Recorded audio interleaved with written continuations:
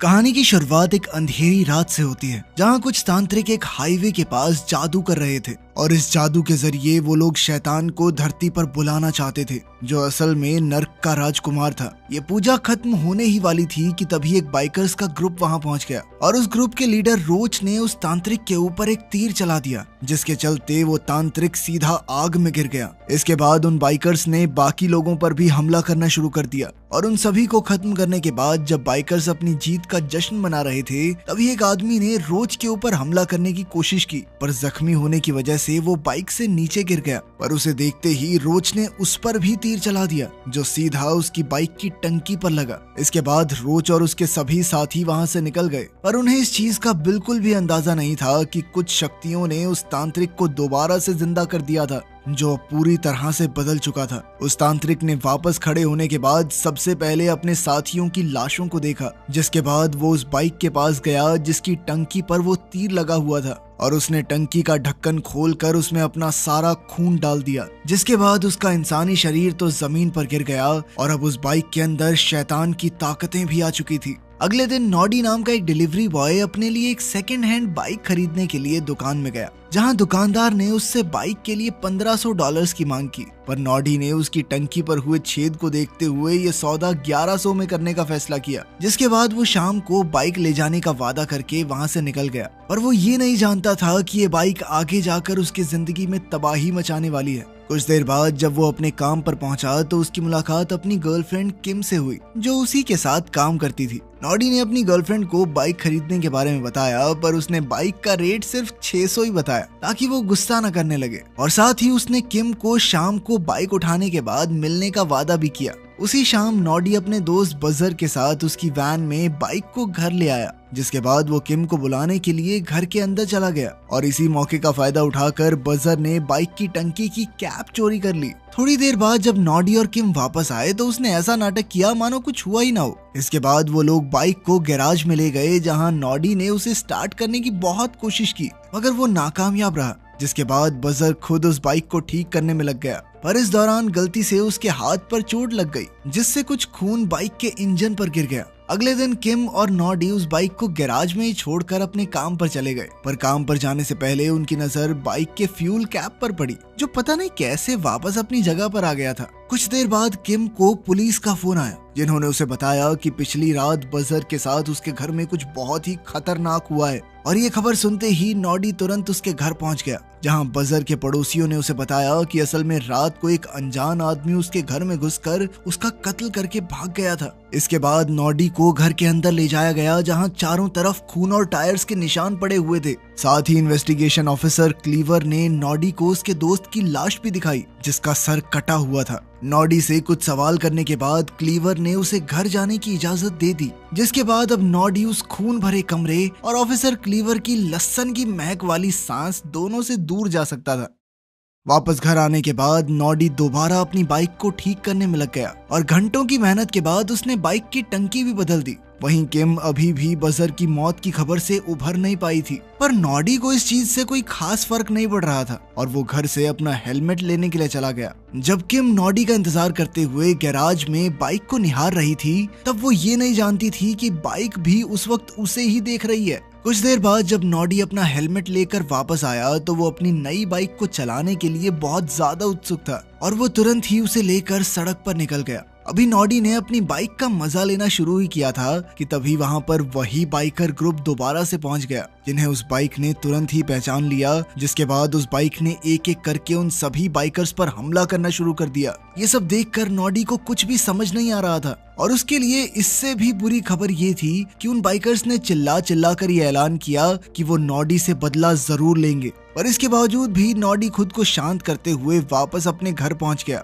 पर कुछ ही देर बाद इंस्पेक्टर क्लीवर ने उसके घर पर दस्तक दी क्योंकि उन्हें अभी भी कुछ सवालों के जवाब नहीं मिले थे और नॉडी से कुछ देर तक सवाल करने के बाद उन्होंने उसे बजर का कुछ सामान पकड़ाया ताकि वो उसे संभाल कर रख सके। पर जैसे ही नॉडी ने उस लिफाफे में नजर मारी तो वो जोर से चिल्लाने लग गया क्योंकि उस लिफाफे में कुछ और नहीं बल्कि बजर का कटा हुआ सर पड़ा था। पर तभी अचानक से नॉडी की नींद खुल गई और उसे एहसास हुआ कि ये सब सिर्फ एक सपना था। अगले दिन जब नॉडी और किम बजर के अंतिम संस्कार में जाने के लिए घर से निकले तो नॉडी अचानक से जोर जोर से चिल्लाने लग गया क्योंकि उसे अपनी नई बाइक कहीं दिखाई नहीं दे रही थी, जिसे उसने उस वक्त अपने घर के बाहर खड़ा किया था। पर तभी किम की नजर गैराज पर पड़ी, जहां बाइक बड़े ही आराम से खड़ी हुई थी, और उसने नॉडी से कहा कि तुम पागल हो, तुमने यहाँ पर खड़ी करी है, सब कुछ भूल जाते हो ना तुम। पर जब नॉडी ने अपनी बाइक को स्टार्ट करने की कोशिश की तो वो बाइक सूरज की रोशनी में आने को तैयार ही नहीं थी, जिसके चलते उन्हें मजबूरन दूसरी बाइक पर जाना पड़ा। फ्यूनरल के दौरान नॉडी की नजर उन्हीं बाइकर्स पर पड़ी जो उस वक्त लोगों को परेशान कर रहे थे, पर खुशकिस्मती से उनमें से किसी ने भी नॉडी को नहीं पहचाना।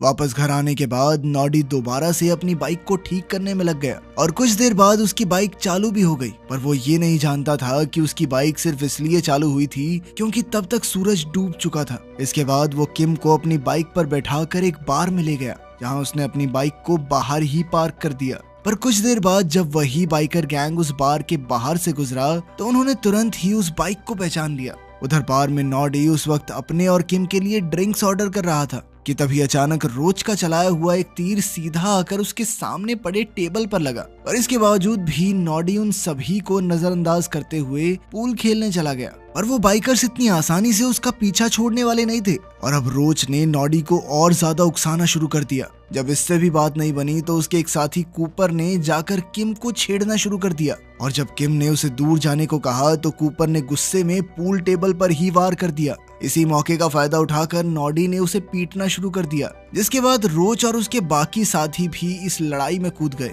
जिनसे बचने के लिए नॉडी और किम को काफी ज्यादा मेहनत करनी पड़ी। और इसी जद्दोजहद में वो लोग एक दूसरे कमरे में पहुंच गए जहां कई सारे हथियार पड़े हुए थे।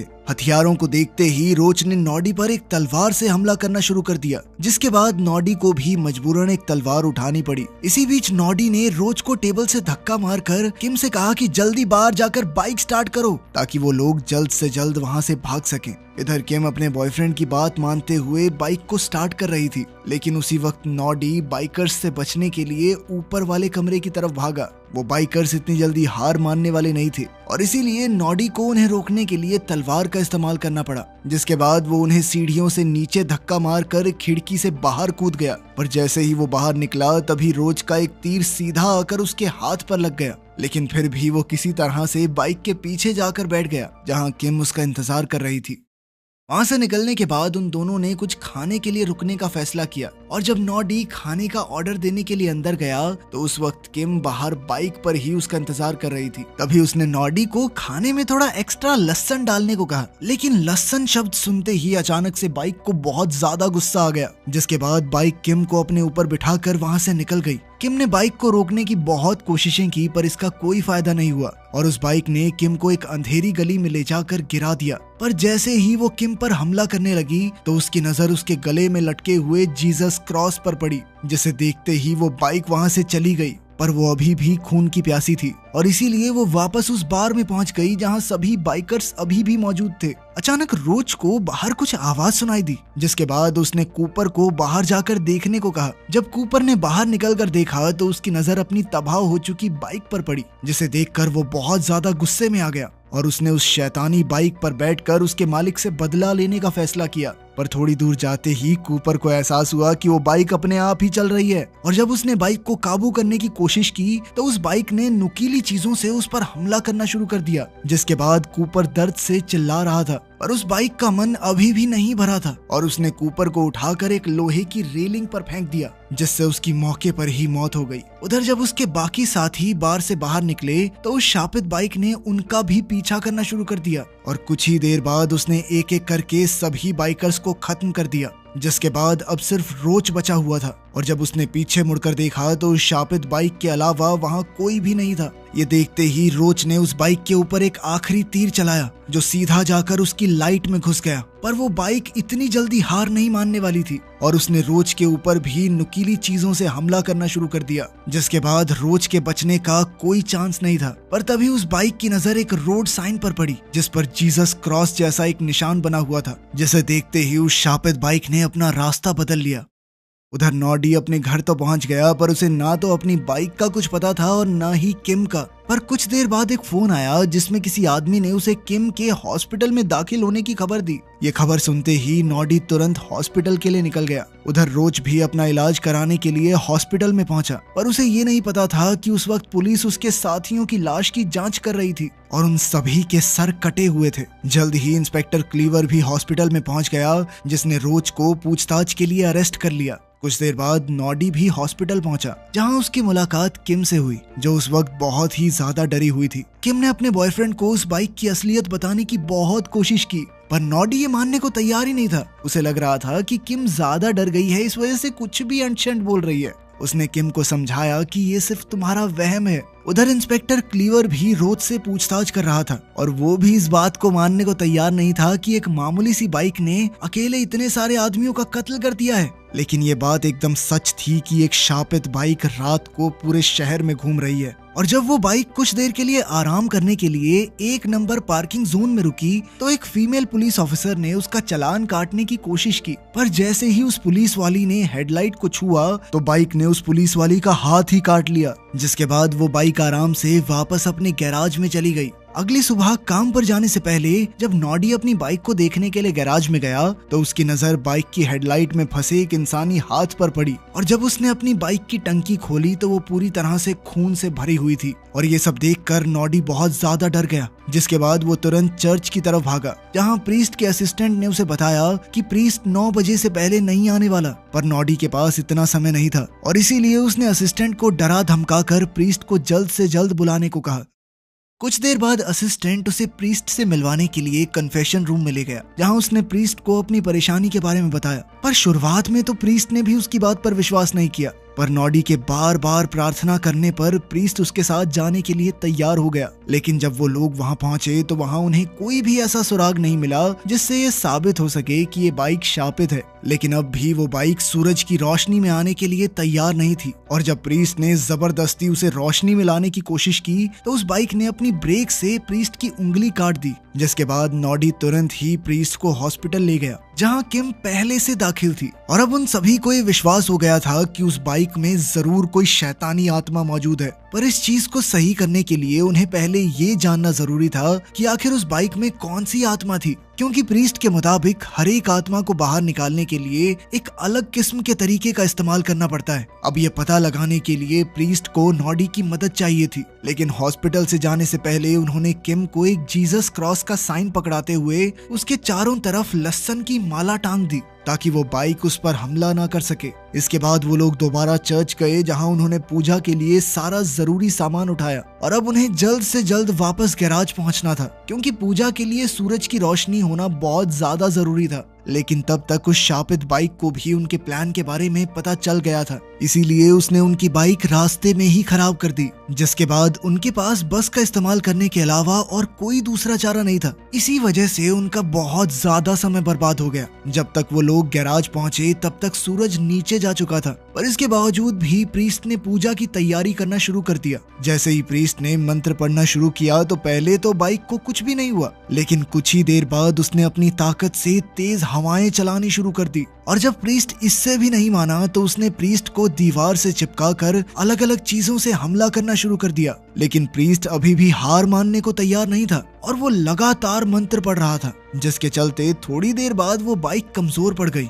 और अब अपनी पूजा को खत्म करने के लिए प्रीस्ट ने उस बाइक पर होली वाटर डाला, पर उस पानी के लगते ही अचानक उस बाइक से नुकीली चीजें बाहर आने लगी, जिसके बाद उसने दोबारा प्रीस्ट पर हमला करने की कोशिश की। लेकिन इस बार नॉडी एक जीसस क्रॉस लेकर बीच में आ गया, जिसके चलते उन्हें वहां से भागने का मौका मिल गया। गैराज से बाहर निकलते ही प्रीस्ट तुरंत ही पुलिस स्टेशन की तरफ भागा। वहीं नॉडी उस बाइक को रोकने की कोशिश कर रहा था, पर वो ये बात अच्छे से जानता था कि वो ज्यादा देर तक इस बाइक को रोक नहीं पाएगा। थोड़ी देर बाद वो भी अपनी जान बचाने के लिए वहां से भाग गया। रास्ते में उसने एक पुलिस वाले की भी बाइक चुरा ली, क्योंकि वो शापित बाइक लगातार उसका पीछा कर रही थी। इस सब के दौरान 2 पुलिस वालों की नजर उस पर पड़ गई और उन्होंने तुरंत ही उसका पीछा करना शुरू कर दिया, पर वो शापित बाइक उन पुलिस वालों से बचते हुए तेजी से हॉस्पिटल की तरफ बढ़ रही थी। और बदकिस्मती से ये वही हॉस्पिटल था जहां किम दाखिल थी। उधर हॉस्पिटल में साफ सफाई के दौरान एक नर्स ने सारी लहसुन की मालाओं को बाहर फेंक दिया और साथ ही उसने किम के गले से उसका जीसस वाला लॉकेट भी हटा दिया। कुछ देर बाद किम को इंजन की आवाज सुनाई दी, जिससे वो बहुत ज्यादा डर गई। तभी दरवाजे से एक नर्स खाना लेकर आई, जिसे देखकर किम शांत हो गई, पर अगले ही सेकंड वो शापित बाइक खिड़की तोड़ते हुए उसके कमरे के अंदर आ गई और उसने सीधा नर्स पर हमला करके उसे मार दिया। जिसके बाद अब उसका अगला निशाना कोई और नहीं बल्कि किम थी। अब किम ने तुरंत ही बिस्तर से नीचे उतरकर वो लॉकेट उठा लिया, जिसे देखकर वो बाइक वहां से निकलकर हाईवे पर चली गई, जो रोज के लिए बिल्कुल भी अच्छी खबर नहीं थी, क्योंकि वो तो अभी पुलिस स्टेशन से निकला ही था और अब उसके पीछे वो बाइक मौत बनकर घूम रही थी।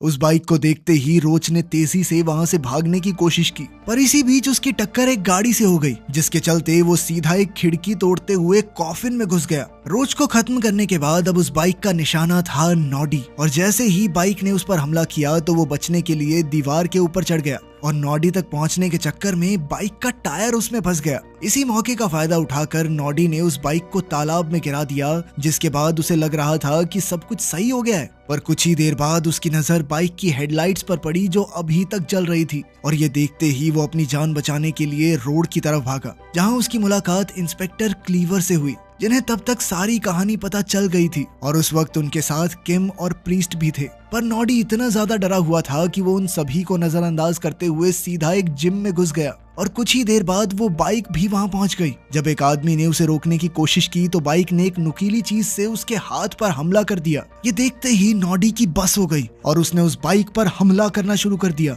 लेकिन इस लड़ाई के दौरान नॉडी को भी काफी चोटें आ रही थी, लेकिन इस सब के बावजूद भी उसने बाइक की हेडलाइट पर जोर जोर से हमला करके उसे कुछ देर के लिए बेहोश कर दिया। आत्मा बेहोश हो गई, ये क्या था? तभी इंस्पेक्टर क्लीवर, किम और प्रीस्ट भी वहां पहुंच गए और जमीन पर पड़ी बाइक को देखकर उन्हें लगा कि शायद अब खतरा टल चुका है, पर कुछ ही सेकंड बाद बाइक ने दोबारा हमला करना शुरू कर दिया और इस बार उनके निशाने पर इंस्पेक्टर क्लीवर था। लेकिन क्लीवर हर समय लहसुन ही खाता रहता था शायद, और जैसे ही वो इंस्पेक्टर के पास आई तो क्लीवर ने अपनी लहसुन से भरी हुई सांस से उसके ऊपर हमला कर दिया, जिससे वो बाइक तुरंत ही पीछे हो गई। इसके बाद उसने नॉडी पर हमला करने की कोशिश की, पर जैसे ही वो नॉडी को खत्म करने वाली थी तभी नॉडी ने अनजाने में कमरे में मौजूद यूवी लाइट्स को ऑन कर दिया, जिसके चालू होते ही वो बाइक जमीन पर गिर गई। लेकिन अभी भी वो वापस खड़े होने की कोशिश कर रही थी। उसकी इस कोशिश को नाकाम करने के लिए इंस्पेक्टर क्लीवर उसके पास जाकर जोर जोर से सांसें मारने लगा। इसके बाद उन सभी ने बाइक को तबाह करने के लिए जीसस क्रॉस के साथ साथ कुछ मंत्रों का भी इस्तेमाल किया,